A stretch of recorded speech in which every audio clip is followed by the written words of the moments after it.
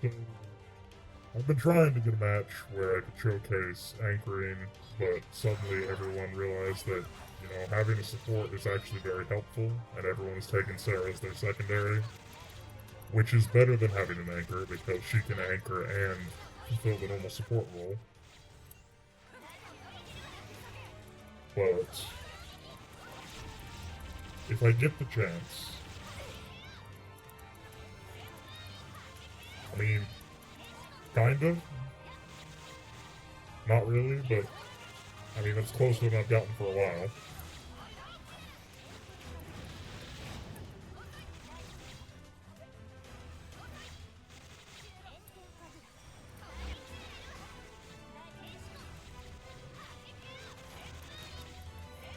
The whole point of an anchor is, not you, when I'm not debuffed, I have 105% fire res, which you only get debuffed by the tornadoes. And as you can see, I am totally immortal. If I die, I can bring back a optimal DPS.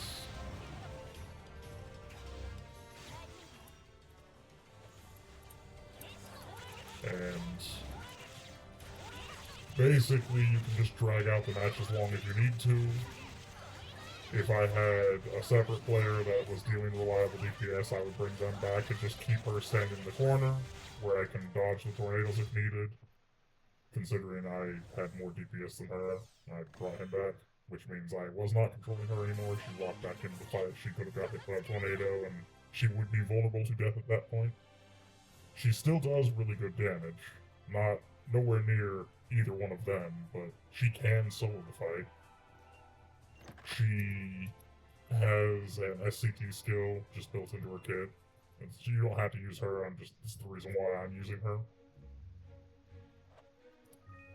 She is naturally very bulky, so even if I do get the debuff, there's a decent chance that I'll live, depending on what stage the fight is in. Like, if it's late in the fight and the boss has a ton of buffs to attack, then unless it has a 50% int debuff, you're pretty much gonna die to the AoE, unless you have the 100%.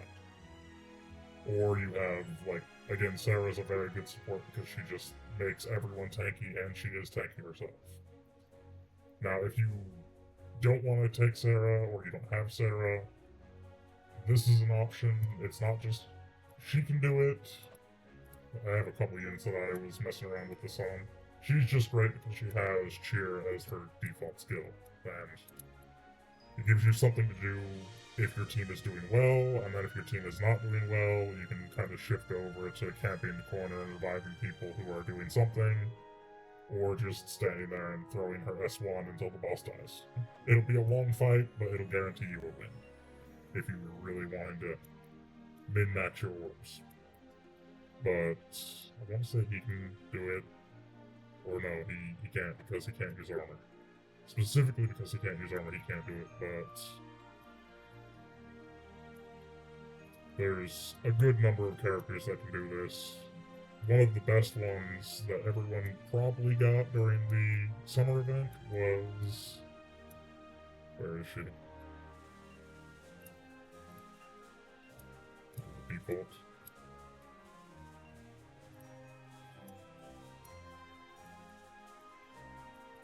The summer version of Nail. She's ranged, she has ice type damage, which is obviously highly effective against her. You can kind of just camp the corner. Her natural fire resist is high enough that if you really min-max, you can get to 100%. And if you're camping that left corner, you'll almost never get hit by the tornado. If the tornado's ever coming towards you, just walk towards the top, like towards the boss, and it'll miss. And she's just super easy mode. Since all of her stuff is ranged, she's ranged. You can Goddess Kiss from that corner. Another good option is Stom. He can break the boss, which is useful for your team. It kind of relies on your team being somewhat functional. and you don't really need to invest much into his breaking. You can still have Revive on him, you can still have Goddess Kiss on him. I actually am pretty sure while I was doing that setup, I also had, I had Honey Elixir as well. So I would give Honey Elixir to whoever was doing the most damage or to myself if no one else was really contributing. It's a slow fight on him, but you can do it. I was also using him. He's another one. He, again, you get to nickel and dime him. You have to use this armor. The other characters don't need to use a 15 resist armor, but you can get him up to 100%. Again, he can camp that corner. His damage is much lower than Nails, just because it's the wrong element, and it's not that strong to begin with, but he can technically solo the boss.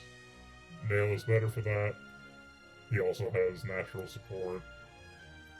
Honey Elixir added on. He's got breaks. He's got nice 25 cap for the new dual dagger user dude. He's very much happy to receive that. You can bump him up to 1.6 million Fatal Strikes. Those are the ones that I can think of off the top of my head. Technically, you could do it with him, but it's not worth it. I tried on him. His damage is just too outdated for now. But yeah, you've got a couple options. There's more units than just those. Those are the ones that I have geared. But yeah, he's probably very outdated. Yeah. The whole benefit to this is that you can be the DPS, you can be the primary support, and you can be, again, your anchor. You can be the healer in a pinch. You're not going to actually focus on healing, but if you need to, you can save a run. Sarah is just a better way to do this. I assume Marina can do it. I haven't really tried because, again, this method works better for me. If my team isn't doing any damage, I can still finish the run. If you have Arena and your whole team's doing no damage, then, you know, it doesn't matter if you keep everyone alive if they don't contribute to the fight. Same thing with Lavi. I'm pretty sure she can do it with her magic resist debuff, as well as just having high mind. That's how Sarah does it. Sarah isn't... You're not able to stack 100% on Sarah. Or if you are, you have to, like, go off the build people use. I don't own her, so I don't know for sure. But yeah, this is just a good method if you want to guarantee clears, and, you know, if people forget how to fight the boss. Everyone figured it out. The DPS are using enough fire resist that they don't die to the passive attacks, and then they can freely juggle the boss indefinitely, and it's an easy win. Oh yeah, another really good one. You can get 100% on her, and as you saw in my other video, she is also very good for juggling the boss, so it's a win-win. If the boss ever does get an attack off, it won't do anything to you, and the boss will never get an attack off because you will permanently juggle the boss. The only reason I don't use her over this guy is because his damage is way higher, and if I'm going to be able to revive freely, I might as well just take my strongest DPS. And then I take movement just for the means of occasionally getting that break. I've had runs where I get a break as soon as the boss is unbroken, and then get another break as soon as it's unbroken again, until it's dead.